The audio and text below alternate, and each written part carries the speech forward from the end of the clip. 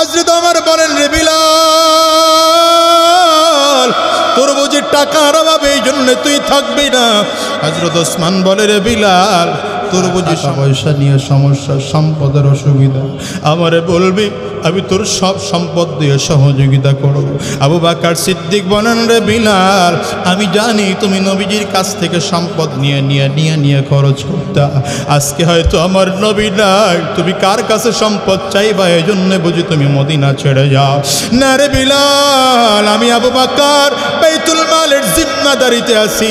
যদি বলো বাইতুল মাল থেকে আমি তোমার জন্য মাসিক ভাতার ব্যবস্থা করব, তারপরেও তুমি মদিনা ছেড়ে যাও না। হযরত বিলাল কান্দে আর বলে, না না, আমি টাকা পয়সা দুনিয়ার সম্পদের জন্য যাই না। আমার নবী দুনিয়ায় যতদিন ছিলেন আমি নবীর সামনে সামনে চলতাম, রাস্তার কাঁটাগুলো সরাইয়া নবীর জন্য রাস্তা তৈরি করে দিতাম। আমার নবী যখন পাহাড়ের মধ্যে চলতেন, পাহাড়িয়া রাস্তায় সামনে দৌড়ে দৌড়ে চলতাম, আর পাহাড়ের রাস্তা থেকে পাথরগুলো সরাইয়া আমার নবীর জন্য রাস্তা তৈরি করে দিতাম। আমি আমার নবীর সামনে সামনে হাঁটতাম, মনে হয় যেন আমার হাঁটাটাই ছিল আমার নবীর জন্য। ওগো দরিয়ার সাহাবীরা শোনো, আমার নবীর জন্য আমি মসজিদ নববীর দরজার কাছে এসে দাঁড়ায় থাকতাম। নবী আমার যখন মসজিদের মধ্যে ঢুকতেন, আমার নবীর জুতা মোবারক টেনে নিয়ে তলায় লাগাইয়া আমার বগলের মধ্যে নিয়ে রাখতাম। আমার দিলটা ভরে যেত নবীজির জুতা আমার কাছে। ওগো আবু বকর, আজকে আমার নবী নাই, আমি কার জন্য রাস্তা দিয়ে কাটা সরাবো? আমি কার জন্য পাহাড় থেকে ওই পাথরগুলো সরাইব? আমি কার জুতাটা বগল তলায় নেব? আমি ব্যথাগুলো সহ্য করতে পারি না। নবীর জন্য আযান দিতাম, আমি কার জন্য আযান দেব? আমার নবী নাই, আমি আর মসজিদে আযান দিতে পারবো না, আমি আর থাকবো না, আমার ছেড়ে দাও। সাহাবায়ে কেরাম হাজার বার বলেও হযরত বিলালরে রাখতে পারলেন না। সিরিয়ার দামেস্কে চলে গেলেন। একদিন দুই দিন নয়, আস্তে আস্তে করে 6 মাস পার হয়ে গেল। 6 মাস পরে হযরত বিলাল স্বপ্ন দেখে আমার নবী ডাক দেয়, তুই আমার রওজার পাশে আবু বকর দাঁড়ায়, আমার দাঁড়ায়, উসমান দাঁড়ায়, আলী দাঁড়ায়, আমার সাহাবীরা দাঁড়ায়। বিলাল, আজকে 6টা মাস হয়ে গেল, বিলাল তুই আমার রওজার পাশে দাঁড়াও না, আমি নবীর রওজা কি তোর একটু দেখতে মনে চায়? রাত্রিবেলায় হযরত বিলালের ঘুম ভেঙে গেছে। পরনে যে কাপড়টা ছিল, কাপড়টা পরা অবস্থায় মদিনার উদ্দেশ্যে রওনা করেছে। মদিনার গলি দিয়া হাঁটে, আর মাসুম বাচ্চাগুলো দেখা দৌড়ে মায়ের কাছে গিয়া ডাক দেয়, মা গো, মনে হয় নবী আমার 2-1 দিনের মধ্যেই মদিনায় চলে আসবে।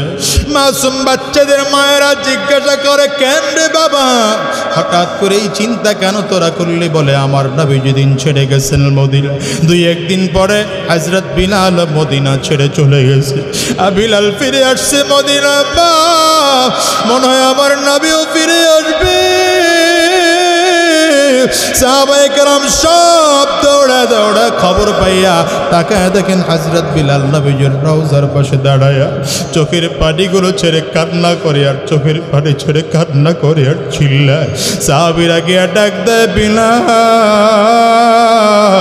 কতদিন হয়ে গেল তোমার রুহানি কণ্ঠে একটু আজান আমরা শুনতে পাইলা, একটু কি আজান আমাদেরকে শোনাইবা? হযরত বিলাল চোখের পানি ছেড়ে কান্না করেন আর ডাক দেন, মদিনার ভাইরা, আমারে তোমরা মেরে ফেলতে পারো, কিন্তু আমার নবী যেই নামাজে আজান দিলে ইমামতি করে না, আমি বিলাল সেই আজান দিতে পারবো না। আগে আজান দিলে আমার নবী ইমামতি করতে।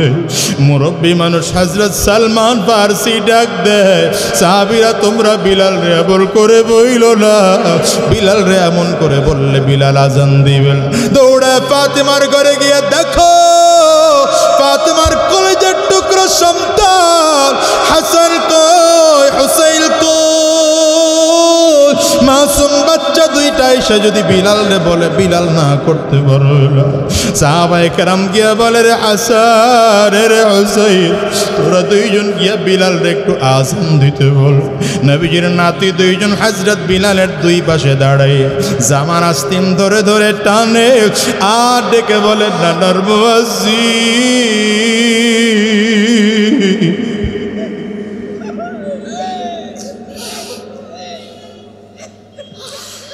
কতদিন হয়ে গেল তোমার কণ্ঠে আযান আমরা শুনি না, একটু কি আযান শোনাইবা? হযরত বিলাল দাঁড়ায় বলল, তাকায় দেখলেন কান্না বন্ধ কইরা দুইটা ভাইয়ের চেহারার মধ্যে আমার নবীর চেহারার একটা ছাপ খুঁজে পাওয়া যায়। দুই ভাইয়ের গলার মধ্যে চড়ে দুইটা কান্দে আর বলে, আর দেরি করব না, তোমরা দুইটা ভাই যেহেতু বলেছো, আমি বিলাল দাঁড়ায় আযান আরম্ভ করলাম।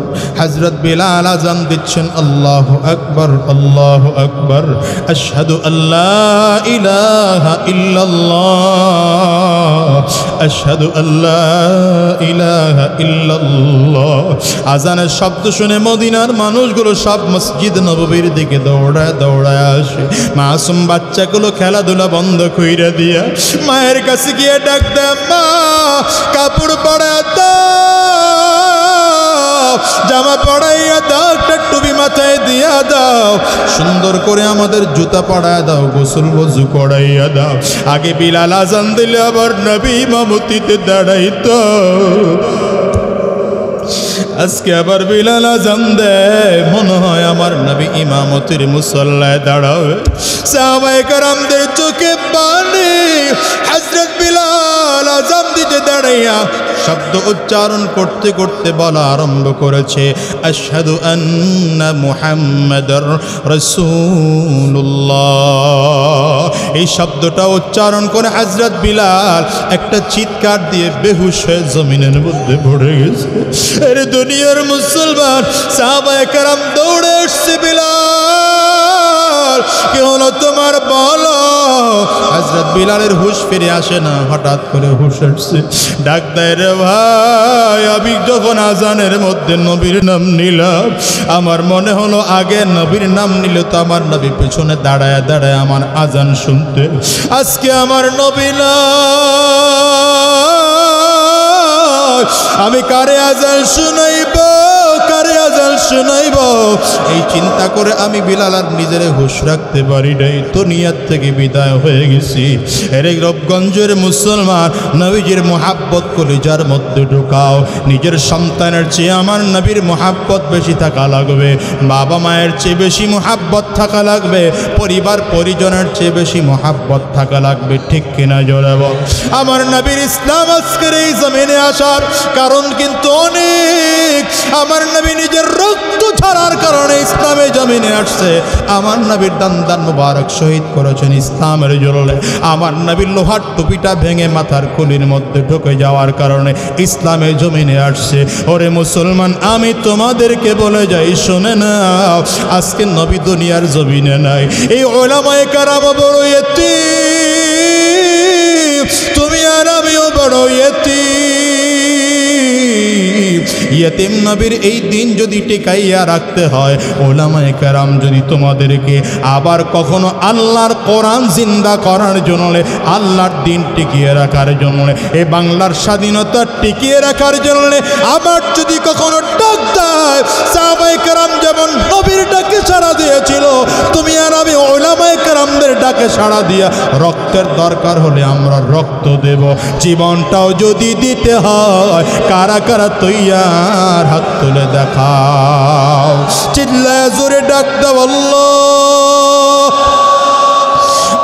আরো জোরে আল্লাহ, জবান খুলে ডাক দাও আল্লাহ। ওগো দয়ার মালিক, আমরা সবাই মিলে ওয়াদা করলাম তোমার নবীর দ্বীনকে আমরা ধ্বংস হতে দেব না, তোমার নবীর দ্বীনের জন্য আমরা যা যা করা লাগে তা তা করব, তোমার নবীর দ্বীনের জন্য প্রয়োজনে আমরা রক্তের দরকার হলে রক্ত দেব, জীবনটাও যদি দেওয়ার দরকার হয় আল্লাহ আমরা জীবনটাও দেব। আল্লাহ তুমি কবুল করে নাও, কবুল করে নাও। চিৎকার করে বলো আমিন। আরো জোরে আওয়াজ করে বলো আল্লাহুম্মা আমিন।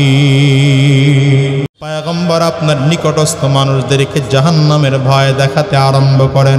রাসূল আরবি সব কাফিরদেরকে ডেকে ডেকে সাফা পাহাড়ের পাদদেশে নিয়ে দাঁড় করালেন। রাসূল আরবি সাফা পাহাড়ের সিঁড়ি বেয়ে বেয়ে উপরের দিকে উঠে বললেন, মক্কার মানুষেরা বলো তো আমি মুহাম্মদ তোমাদের মাঝে কেমন মানুষ? মক্কার লোকজন বলে, মুহাম্মদ আমরা তো আগেই বলেছি তুমি একজন আমিন, তুমি সাদেক, তুমি একজন মাসদুক, তুমি বিশ্বাসী মানুষ, তুমি সত্যবাদী মানুষ। আমরা আমার বাবাকে বিশ্বাস করি না, তোমাকে বিশ্বাস করি। আমরা আমাদের সন্তানকে বিশ্বাস করি না, তোমারে বিশ্বাস করি। আমরা আমাদের স্ত্রীদেরকে বিশ্বাস করি না, তোমাকে বিশ্বাস করি। আল্লাহর নবী বলেন, আমি কোনোদিন কি মিথ্যা কথা বলেছি? মক্কার কাফিররা বলে, না না মুহাম্মদ তুমি কোনোদিন মিথ্যা কথা বলো নাই, এই জন্যই তো তোমাকে সাদেক বলি, মাসদুক বলি, তুমি অত্যন্ত সত্যবাদী। রাসূল আরবি বলেন, এই মুহূর্তে আমি যদি বলি পাহাড়ের চূড়ায় একদল শত্রু আছে আপনাদেরকে আক্রমণ করবে, আপনারা কি বিশ্বাস করবেন? বলে অবশ্যই বিশ্বাস করি, কারণ তুমি জীবনে কোনোদিন মিথ্যা কথা বলো নাই, মিথ্যা কথা বলো নাই। রাহমাতুল লিল আলামিন এবার মক্কার কাফিরদেরকে ডেকে ডেকে বলে, মক্কার মানুষেরা তাইলে শুনে না, আমি আপনাদেরকে কোনো আলটা পাল্টা কথা বলবো না, আপনাদেরকে জাহান্নামের আযাবের ভয় দেখাই, জান্নাতের জন্য আপনাদের রাস্তা দেখায়। জাহান্নামের আযাব বড় ভয়ঙ্কর, যদি জাহান্নামের আযাব থেকে বাঁচতে হয় এক আল্লাহর গোলামি স্বীকার করে নেন, সব বাদ দিয়ে দেন। তাআলাউ ইলা কালিমাতি সাওয়াইম বাইনানা ওয়া বাইনাকুম আল্লা না'বুদা ইল্লাল্লাহ।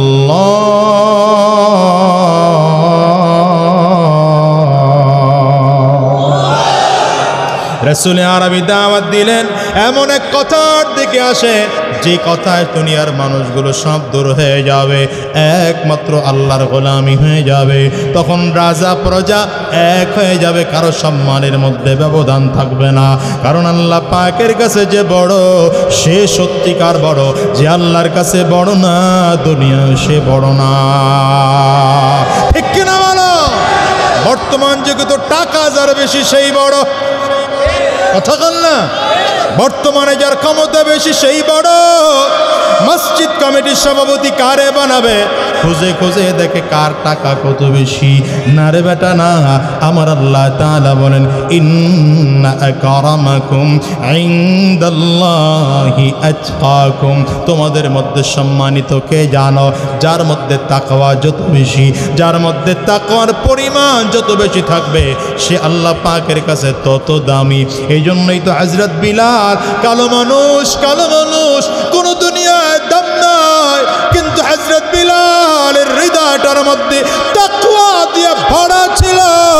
এই জন্য রাসূল আরবি ডাক দিয়া বলে, বিলাল আমি নবীজি সাওয়ারিতে আরোহণ করে জান্নাতের মধ্যে ঢুকবো, সেই সাওয়ারির লাগাম ধরে তুমি বিলাল আমার আগে জান্নাতে যাবে।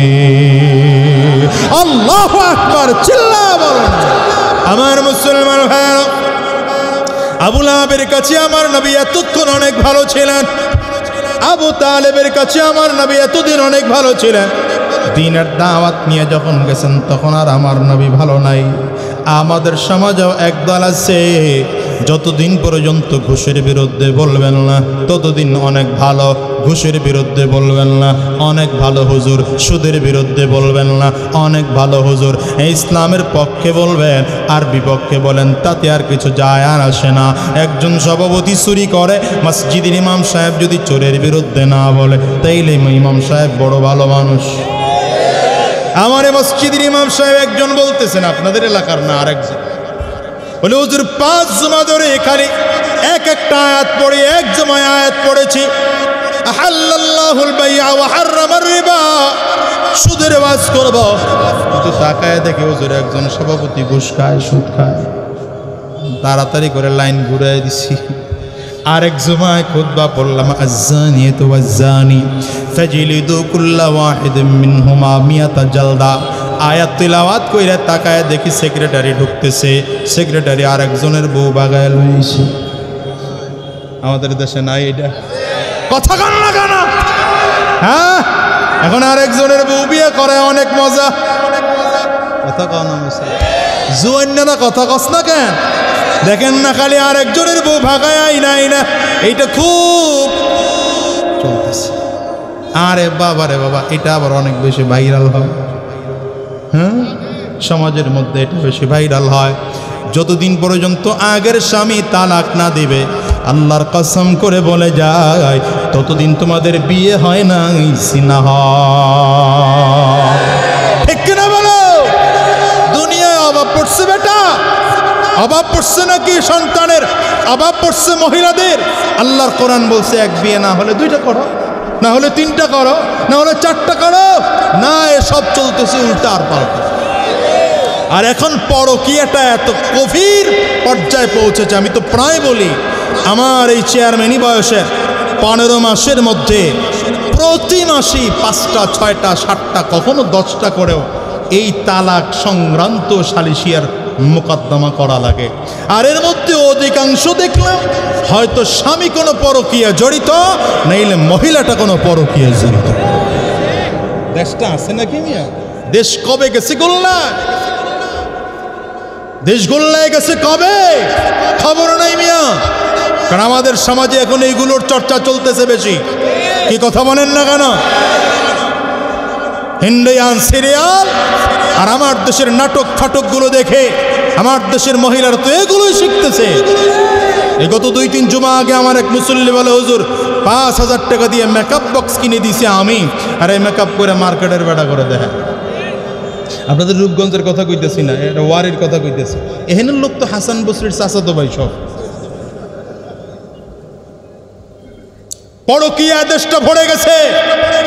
শোনেন, নিজের স্ত্রীর কে ভালো লাগে না, মহিলারাও নিজের স্বামীরে ভালো লাগে না, কিন্তু যখন দেবরে ফোন দেয়, আরে বাবা রে বাবা, দেওয়ার ঘরে দেওয়া ভালো আছে, জুতা দিয়ে ফিটানো দরকার এগুলো। অথচ স্ত্রীর সাথে যতটুকু কথা বলবেন টোটালটা ইবাদত হবে। চিল্লায় বলো ঠিক কিনা? আর বিবাহ বহির্ভূত যত সম্পর্ক থাকবে, ওই হাই হ্যালো মোবাইল থেকে আরম্ভ করে আরো যত গভীর হতে পারে, সবগুলো জিনা, সবগুলো হারাম। চিল্লায় বলো ঠিক কিনা? আর এখন চলতেছে এইটা। ইমাম সাহেব কয় পরের জমায় তেলাওয়াত করেছি, আস-সারিকু ওয়াস-সারিকাতু ফাকতুউ আইদিয়াহুমা, চোরের হাত কেটে দাও। তাকায় দেখলাম আমার যিনি ক্যাশিয়ার, উনি তো বড় নেতা, চেয়ারম্যান সাহেব। কোন সাহেব? চেয়ারম্যান সাহেব তো রাস্তা চুরি করে খায়। কথা কন নাকি? আমার দিকে একজনে কয়, হুজুর কতটুক চুরি করছেন? আমি কইলাম, চুরি করলে এতদিনে গাড়ি থাকতো, আগে যেই গাড়ির মালিক ছিলাম ওটাও বেচে চালাইছি, আগের চেয়ে ফকির হয়ে গেছি আমি।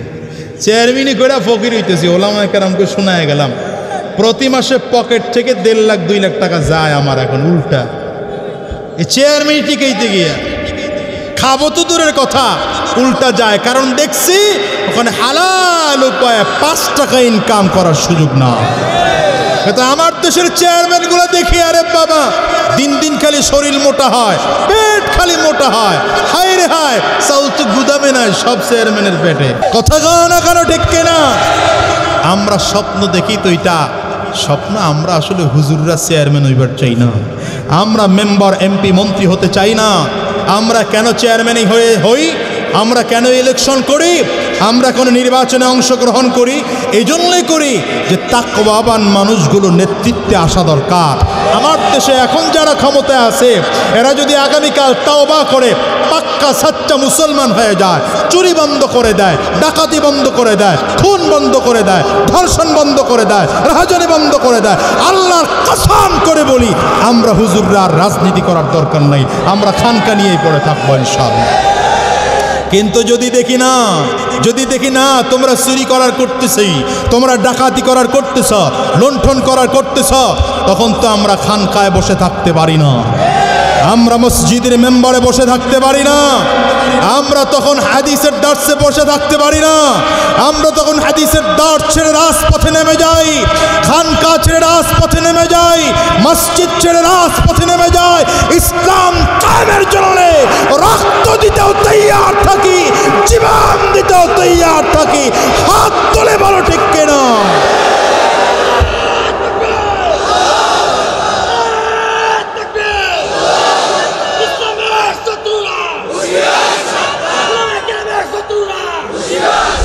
কষ্ট হয় আপনাদের ভাইয়েরা আমার? আমাদের ক্ষমতার খাহেশাত নাই, ক্ষমতার খাহেশাত নাই। সমাজে যারা এখন ক্ষমতার পাওয়ারে বসে তারাই যারা যত বেশি চুরি করতে পারে তার দাপট তত বেশি, কি ঠিক না? ওদের শুনলাম কোন দেশে নাকি চোরারে ধৈর্য আইনা প্রধান অতিথি বানাইছে স্কুলের। কথা বল না কেন? হায় রে দুনিয়ার সমাজ, হায় রে দুনিয়ার মানুষ। এটা কিয়ামতের আলামত। ইদা উসিদাল আমরু ইলা গায়রি আহলিহি ফান্তাযিরিস সাআ। উলামায়ে কেরাম এখানে আছেন, ভুল বললে ধরায় দিবেন। আল্লাহর রাসূল বলেন যখন অযোগ্য মানুষকে কোনো যোগ্যতার চেয়ারে বসানো হবে তখন ধরে নিবা কিয়ামত এসে বসছে। তা আমার কাছে তো মনে হয় কিয়ামতের আলামত দেখা যাইতেছে এখন। কথা কন না কেন? এখনো যদি আমরা বসে থাকি আর মনে করি ইসলামের বিরুদ্ধে প্রতিবাদ করার দায়িত্ব হুজুরগর, আমাগর কোনো দায়িত্ব নাই, আমরা খালি চুপচাপ ওয়াজ মাহফিল শুনবো আর বাসায় গিয়ে ঘুমাবো, আর নবীর বিরুদ্ধে দুশ্মনী কেউ কিছু করলে এটা হুজুররা বলবে, আমরা কিছু বলবো টলবো না, তাইলে এই ওয়াজ শুনে লাভ নাই। কথা বলো মুসলমান, মনে রাখতে হবে মুসলমান তুমি নবীর উম্মত। বলো বলো কিসের উম্মত? তুমি মুহাম্মদুর রাসূলুল্লাহর উম্মত, এমন নবীর উম্মত যেই নবী চাইলে মদিনার সবচেয়ে আরামায়েশে থাকতে পারতেন, কিন্তু আমার নবী আরামায়েশে না থেকে যুদ্ধের ময়দানে তরবারি নিয়ে উপস্থিত হয়েছেন। আমার নবী রাহমাতুল লিল আলামিন নিজের দন্দন মুবারক শহীদ করেছেন। নবীজির মাথার লোহার টুপি ভেঙে খুলির মধ্যে ঢুকে গিয়েছে, তারপরে ইসলামের দাওয়াত ছাড়ে না। এত সহজে ইসলাম চান, এত সহজে ইসলাম চান? মামা বাড়ির আবদার পাইছেন, এটা ঘরে দিয়ে যাবে আপনার এইসা। আল্লাহ মাফ করুক, আমিন বলেন। আরো জোরে বলেন না আমিন। আর একদল তো সমাজে আছেই যারা ইসলামের পক্ষে কাজ করে, এগোরে কাফির ফতোয়া দিতে পারলেও সারে না, হে কাফিরের বাক্স লই বইছে, ডাইনে বামে নাই, খালি কাফির মারে, ডাইরেক্ট কাফির দেয়। কথা কন না কেন? বাক্স খুলে আর এক এক মাহফিলে যায় আর কাফির বানায়। হ্যাঁ রে দিনের দায়ী, তোমার মধ্যে এতটুকু মানবতা নাই, কথা বলা এতটুকু ধৈর্য নাই, তুমি কেমন দিনের দায়ী আমাকে বলো তো? তুমি দিনের দায়ী না, আমার কাছে মনে হচ্ছে যেন দিনকে ক্ষতি করতে আসছে। রাগ করতেছেন আপনারা? অসুবিধা হচ্ছে? আবুল আহাব দাঁড়া নবীজির সামনে, আমার নবীর কাছে কিন্তু এতদিন অনেক ভালো। এই ফ্যানটা বন্ধ করো, এইটা ঝামেলা হচ্ছে। আমার ভাইয়েরা এতদিন কন তো অনেক চমৎকার, কিন্তু নবী যখন দাওয়াত দিছে আসো এক আল্লাহর কাছে আসো, আবুল আহাব দাঁড়ায় বলে তাব্বাল্লাকা ইয়া মুহাম্মদ, এই মুহাম্মদ তুই ধ্বংস হয়ে যা, লিহাদা জামাআতানা, এই জন্য আমাকে করে ডাকছস, এই সাফা পাহাড়ের পাদদেশে আমাদেরকে এই জন্য একত্রিত করেছ। দেখেন যে আবুল আহাব নবীর জন্মে মহা খুশি, সে আবুল আহাব নবীর দাওয়াত গ্রহণ করতে পারে না। বলেন না বলেন না বলেন না। আবুল আহাব সাথে সাথে দাঁড়ায় বলে তাব্বাল্লাকা ইয়া মুহাম্মদ, এই মুহাম্মদ তুই ধ্বংস হয়ে যা। এবার বলেন কেউ যদি বলে আমার নবীকে তুই ধ্বংস হয়ে যা, আমার আল্লাহ চুপচাপ থাকবেন না? বলেন বলেন বলেন বলেন।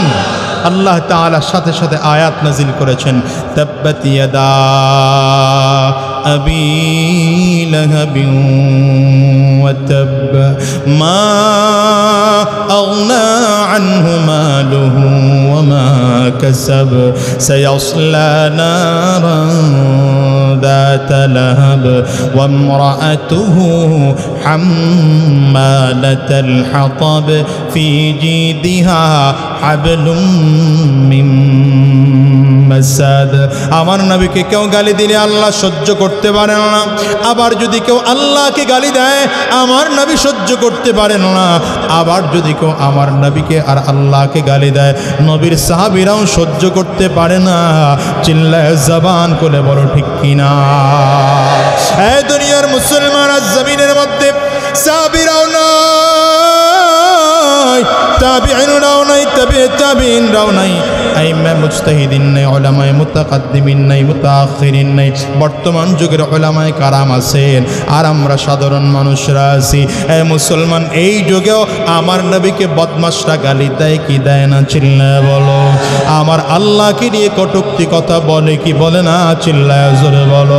বর্তমান যুগের নাস্তিকরাও নবীর নিয়ে গালি দেয়, আল্লাহকে নিয়ে কথা বলে, কোরআন নিয়ে কথা বলে, আমার নবীর চরিত্র নিয়ে কথা বলে, আমার নবীকে নারী লোভী বলে গালি দেয়, আমার নবীকে লুচ্চা নবী বলে গালি দেয়, আমার নবীকে চরিত্রহীন বলে গালি দেয়। রূপগঞ্জের মুসলমান তোমাদের কাছে জানতে চাই, শরীরের মধ্যে একটা ফোঁটা রক্ত থাকা সত্ত্বেও আমার নবীকেও গালি দেবে, মেনে নেব না মুসলমান।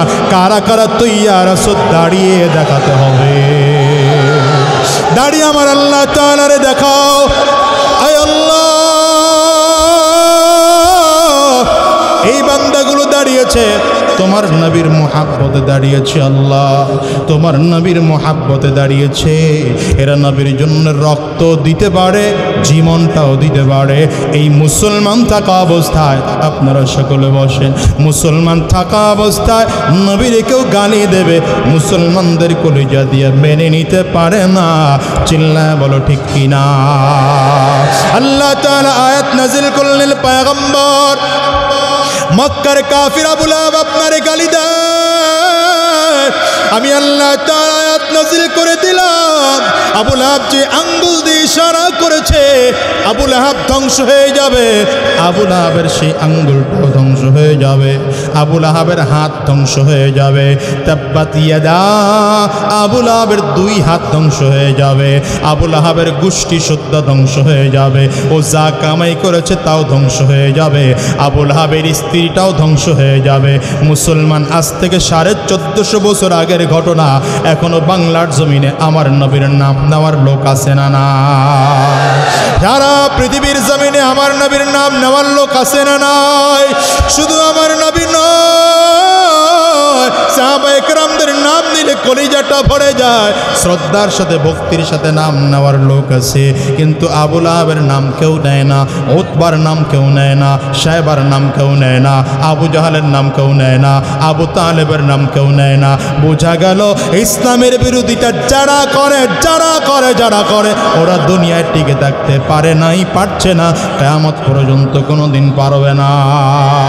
উলামায়ে কেরামদেরকে বলে যায়, ভয় পায় না, ভয় পাওয়ার কোনো কারণ নাই, ভয় পাওয়ার কোনো কারণ নাই। ময়দানে বসে সত্য কথাগুলো মাথা উঁচু করে বলো। কোনো বেঈমান যদি প্রতিবাদ করে আল্লাহর কসম করে বলে যায়, ও টিকতে পারবে না, অস্তিত্ব থাকবে না। চিল্লায় কাও ঠিক কিনা? আমরা কত কিছুই তো দেখলাম, কেউ হজের বিরুদ্ধে কথা বলে, আজকে তাদের অস্তিত্ব বাংলার জমিনে নাই। আবার মাঝে মাঝে টাকছিলাও দাঁড়াইছিল, এরাও কিন্তু আজ নাই। আবার যারা সামনে ইসলামের বিরুদ্ধে বলবে, আল্লাহর কসম করে বলে যায়, ওরাও টিকে থাকতে পারবে না। বিজয় হবে নবীর উম্মতেরা, ঠিক কিনা বলো? বিজয় হবে নবীর উম্মতেরা, বিজয় হবে কোরআনওয়ালারা, বিজয় হবে ইসলামওয়ালারা, ঠিক কিনা? আওয়াজ করে বলো। তবে ইমানটারে পাক্কা সাচ্চা রাখতে হবে, নবীর মুহাব্বত কলিজার মধ্যে ঢুকাইতে হবে। সাহাবায়ে কেরামদের মতো নবীর মুহাব্বত কলিজায় ঢোকার জীবন চলে যায়, ইসলাম ছাড়তে সাহাবীরা জিনা, ঠিক কিনা? জোরে বলো। রাহমাতুল লিল আলামিন দুনিয়া থেকে যেদিন বিদায় হয়ে গেলেন, পরের দিন আবু বকর সিদ্দিক রাদিয়াল্লাহু আনহু আমিরুল মুমিনিন নিযুক্ত হইয়া ফজরের নামাজের ইমামতির মুসাল্লায় দাঁড়িয়েছেন। সাহাবায়ে কেরামদের চোখে এক এক করে করে পানি। যদিও আবু বকর 2 দিন আগ থেকে কয়েকদিন আগ থেকেই নামাজ পড়ায়, কিন্তু সাহাবায়ে কেরাম মনে করেন মনে হয় নবী সুস্থ হয়ে আমাদের মাঝে ইমামতি করার জন্য তাকায় যখন দেখে আমার নবী নাই, ওই রওজার মধ্যে শুয়ে আছে আর আমিরুল মুমিনিন নিযুক্ত হইয়া হযরত আবু বকর দাঁড়ায় দাঁড়ায় মসজিদে ফজরের নামাজের ইমামতি করতেছেন। সাহাবায়ে কেরামদের চোখ দিয়ে কারো টপ টপ করে পানি পড়া আরম্ভ হয়। হযরত আমার পেছনে দাঁড়ানো, হযরত উসমান আলী সব সাহাবীরা দাঁড়ানো, হযরত বিলাল হাবশী রাদিয়াল্লাহু আনহু পাশে দাঁড়ানো। নামাজ শেষ হয়ে গেল। হযরত বিলাল সফরের সামানা আগের থেকে তৈয়ার করে নিয়ে আসছে। নামাজ কমপ্লিট হয়ে গেলে হাতটা বাড়ায় দেয়, আমিরুল মুমিনিন ভাই আবু বকর বিদায় দেন, আর মদিনায় থাকবো না। হযরত আবু বকর বলেন, বিলাল কার কি হলো তোর, তুই কাল মদিনায় থাকবি না? হযরত ওমর বলেন, রে বিলাল তোর বুঝি টাকার অভাবে এই জন্য তুই থাকবি না? হযরত ওসমান বলে, রে বিলাল তোর বুঝি সমস্যা, টাকা পয়সা নিয়ে সমস্যা, সম্পদের অসুবিধা, আমারে বলবি আমি তোর সব সম্পদ দিয়ে সহযোগিতা করব। আবু বকর সিদ্দিক বলেন, রে বিলাল আমি জানি তুমি নবীজির কাছ থেকে সম্পদ নিয়ে খরচ করতে, আজকে হয়তো আমার নবী নাই, তুমি কার কাছে সম্পদ চাইবা, এই জন্য বুঝি তুমি মদিনা ছেড়ে যাও? না রে বিলাল, আমি আবু বকর বাইতুল মালের জিম্মাদারিতে আছি, যদি বলো বাইতুল মাল থেকে আমি তোমার জন্য মাসিক ভাতার ব্যবস্থা করব, তারপরেও তুমি মদিনা ছেড়ে যাও না। হযরত বিলাল কান্দে আর বলে, না না আমি টাকা পয়সা দুনিয়ার সম্পদের জন্য যাই না। আমার নবী দুনিয়ায় যতদিন ছিলেন আমি নবীর সামনে সামনে চলতাম, রাস্তার কাঁটাগুলো সরাইয়া নবীর জন্য রাস্তা তৈরি করে দিতাম। আমার নবী যখন পাহাড়ের মধ্যে চলতেন, পাহাড়ি রাস্তায় সামনে দৌড়ে দৌড়ে চলতাম, আর পাহাড়ের রাস্তা থেকে পাথরগুলো সরাইয়া আমার নবীর জন্য রাস্তা তৈরি করে দিতাম। আমি আমার নবীর সামনে সামনে হাঁটতাম, মনে হয় যেন আমার হাঁটাটাই ছিল আমার নবীর জন্য। ওগো দুনিয়ার সাহাবীরা শোনো, আমার নবীর জন্য আমি মসজিদ নববীর দরজার কাছে এসে দৌড়ায় দাঁড়ায় থাকতাম। নবী আমার যখন মসজিদের মধ্যে ঢুকতে আমার নবীর জুতা মোবারক টেনে নিয়ে তলায় তলা লাগাইয়া আমার বগলের মধ্যে নিয়ে রাখতাম, আমার দিলটা ভরে যেত নবীজির জুতা আমার কাছে। ওগো আবু বকর আজকে আমার নবী নাই, আমি কার জন্য রাস্তা দিয়ে কাটা সরাবো? আমি কার জন্য পাহাড় থেকে ওই পাথরগুলো সরাইব? আমি কার জুতাটা বগল তলায় নেব? আমি ব্যথাগুলো সহ্য করতে পারি না, নবীর জন্য আযান দিতাম। আমি কার জন্য আযান দেব? আমার নবী নাই, আমি আর মসজিদে আযান দিতে পারবো না, আমি আর থাকবো না, আমার ছেড়ে দাও। সাহাবায়ে কেরাম হাজার বার বলেও হযরত বিলালরে রাখতে পারলেন না। সিরিয়ার দামেস্কে চলে গেলেন। একদিন 2 দিন নয়, আস্তে আস্তে করে 6 মাস পার হয়ে গেল। 6 মাস পরে হযরত বিলাল স্বপ্ন দেখে, কি রে বিলাল, আমার নবী ডাক দেয়, তুই আমার রওজার পাশে আবু বকর দাঁড়ায়, আমার দাঁড়ায়, উসমান দাঁড়ায়, আলী দাঁড়ায়, আমার সাহাবীরা দাঁড়ায়। বিলাল আজকে 6টা মাস হয়ে গেল, বিলাল তুই আমার রওজার পাশে দাঁড়াও না, আমি নবীর রওজা কি তোর একটু দেখতে মনে চায়? রাত্রিবেলায় হযরত বিলালের ঘুম ভেঙে গেছে। পরনে যে কাপড়টা ছিল, কাপড়টা পরা অবস্থায় মদিনার উদ্দেশ্যে রওনা করেছে। মদিনার গলি দিয়া হাঁটে আর মাসুম বাচ্চাগুলো দেখা দৌড়ে মায়ের কাছে গিয়া ডাক দেয়, মা গো মনে হয় নবী আমার 2-1 দিনের মধ্যেই মদিনায় চলে আসবে। মাসুম বাচ্চাদের মায়েরা জিজ্ঞাসা করে, কেন রে বাবা, হঠাৎ করে এই চিন্তা কেন তোরা করলি? বলে আমার নবী যেদিন ছেড়ে গেছেন মদিনা, 2-1 দিন পরে হযরত বিলাল মদিনা ছেড়ে চলে গেছে। আর বিলাল ফিরে আসছে মদিনা, মনে হয় আমার নবীও ফিরে আসবে। সাহাবায়ে কেরাম সব দৌড়া দৌড়া খবর পাইয়া তাকায় দেখেন হযরত বিলাল নবীজির রওজার পাশে দাঁড়ায়া চোখের পানিগুলো ছেড়ে কান্না করে, আর চোখের পানি ছেড়ে কান্না করে আর চিল্লায়। সাহাবীরা গিয়া ডাক দেয়, বিলাল কতদিন হয়ে গেল তোমার রুহানি কণ্ঠে একটু আজান আমরা শুনতে পাইলা, একটু কি আজান আমাদেরকে শোনাইবা? হযরত বিলাল চোখের পানি ছেড়ে কান্না করেন আর ডাক দেন, মদিনার ভাইরা আমারে তোমরা মেরে ফেলতে পারো,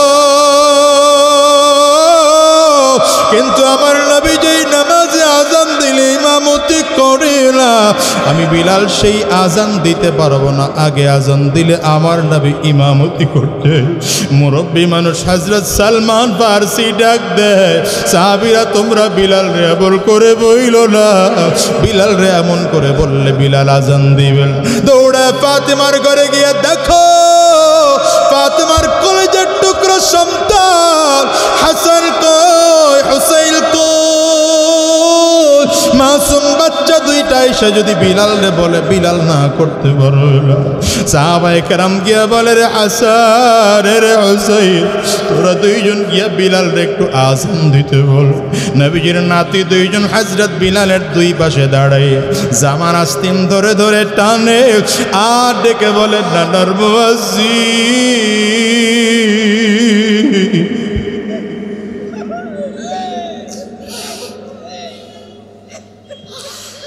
কতদিন হয়ে গেল তোমার কণ্ঠে আজান আমরা শুনি না, একটু কি আজান শোনাইবা? হযরত বিলাল দাঁড়ায় বললে, তাকায় দেখলেন কান্না বন্ধ কইরা দুইটা ভাইয়ের চেহারার মধ্যে আমার নবীর চেহারার একটা ছাপ খুঁজে পাওয়া যায়।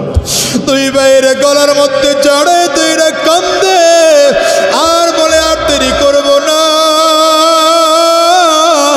তোমরা দুইটা ভাই যেহেতু বলেছো, আমি বিলাল দাঁড়ায় আজান আরম্ভ করলাম। হযরত বিলাল আজান দিচ্ছেন, আল্লাহু আকবার আল্লাহু আকবার, আশহাদু আল্লা ইলাহা ইল্লাল্লাহ, আশহাদু আল্লা ইলাহা ইল্লাল্লাহ। আজানের শব্দ শুনে মদিনার মানুষগুলো সব মসজিদ নববীর দিকে দৌড়ায় দৌড়ায় আসে। মাসুম বাচ্চাগুলো খেলাধুলা বন্ধ কইরা দিয়া মায়ের কাছে গিয়ে ডাক দেয়, মা কাপড় পরা দাও, জামা পড়াইয়া দাও, একটা টুপি মাথায় দিয়া দাও, সুন্দর করে আমাদের জুতা পড়ায় দাও, গোসল বজু করাইয়া দাও। আগে বিলাল আজান দিলে আবার নবী ইমামতিতে দাঁড়াইতো, আজকে আবার বিলাল আজান দেয়, মনে হয় আমার নবী ইমামতির মুসল্লায় দাঁড়াবে। সাহাবায়ে কেরামদের চোখে পানি। হযরত বিলাল আজান দিতে দাঁড়াইয়া শব্দ উচ্চারণ করতে করতে বলা আরম্ভ করেছে, আশহাদু আন্না মুহাম্মাদার রাসূলুল্লাহ। এই শব্দটা উচ্চারণ করে হযরত বিলাল একটা চিৎকার দিয়ে বেহুশ হয়ে জমিনের মধ্যে পড়ে গেছে। এর দুনিয়ার মুসলমান সাহাবায়ে কেরাম দৌড়ে আসছে, বিলাল কি হলো তোমার বলো? হযরত বিলালের হুঁশ ফিরে আসে না, হঠাৎ করে হুঁশ আসছে, ডাক দেয়, রে ভাই আমি যখন আজানের মধ্যে নবীর নাম নিলাম, আমার মনে হলো আগে নবীর নাম নিলে তো আমার নবী পেছনে দাঁড়ায় দাঁড়ায় আমার আজান শুনতে, আজকে আমার নবী না, আমি কারে আজান শুনাইব, কারে আজান শুনাইব? এই চিন্তা করে আমি বিলাল আর নিজের হুঁশ রাখতে পারি নাই, দুনিয়ার থেকে বিদায় হয়ে গেছি। এর রূপগঞ্জের মুসলমান, নবীজির মোহাব্বত কলিজার মধ্যে ঢুকাও। নিজের সন্তানের চেয়ে আমার নবীর মোহাব্বত বেশি থাকা লাগবে, বাবা মায়ের চেয়ে বেশি মোহাব্বত থাকা লাগবে, পরিবার পরিজনের চেয়ে বেশি মোহাব্বত থাকা লাগবে। ঠিক কিনা জোরে বল। আমার নবীর ইসলাম আজকের এই জমিনে আসার কারণ কিন্তু অনেক। আমার নবী নিজের রক্ত ঝরার কারণে ইসলামের জমিনে আসছে। আমার নবীর দান মুবারক শহীদ করেছেন ইসলামের জোরে। আমার নবীর লোহার টুপিটা ভেঙে মাথার খুলির মধ্যে ঢুকে যাওয়ার কারণে ইসলামের জমিনে আসছে। ওরে মুসলমান, আমি তোমাদেরকে বলে যাই, শোনে নাও, আজকে নবী দুনিয়ার জমিনে নাই। এই উলামায়ে কেরাম বড় ইতিম, তুমি আর আমিও বড় ইতিম। নবীর এই দিন যদি টিকাইয়া রাখতে হয়, উলামায়ে কেরাম যদি তোমাদেরকে আবার কখনো আল্লাহর কোরআন জিন্দা করার জন্য, আল্লাহর দিন টিকিয়ে রাখার জন্য, এই বাংলার স্বাধীনতা টিকিয়ে রাখার জন্য আবার যদি কখনো ডাক দেয়, সাহাবায়ে কেরাম যেমন নবীর ডাকে সাড়া দিয়েছিল, তুমি আর আমি উলামায়ে কেরামদের ডাকে সাড়া দিয়া রক্তের দরকার হলে আমরা রক্ত দেব। জীবনটাও যদি দিতে হয়, কারা কারা তৈয়ার হাত তুলে দেখাও। চিল্লায় জোরে ডাক দাও আল্লাহ, আরো জোরে আল্লাহ, জবান খুলে ডাক দাও আল্লাহ। ওগো দয়ার মালিক, আমরা সবাই মিলে ওয়াদা করলাম, তোমার নবীর দিনকে আমরা ধ্বংস হতে দেব না। তোমার নবীর দিনের জন্য আমরা যা যা করা লাগে তা তা করব। তোমার নবীর দিনের জন্য প্রয়োজনে আমরা রক্তের দরকার হলে রক্ত দেব। জীবনটাও যদি দেওয়ার দরকার হয়, আল্লাহ আমরা জীবনটাও দেব। আল্লাহ তুমি কবুল করে নাও, কবুল করে নাও। চিৎকার করে বলো আমিন। আরো জোরে আওয়াজ করে বলো আল্লাহুম্মা আমিন।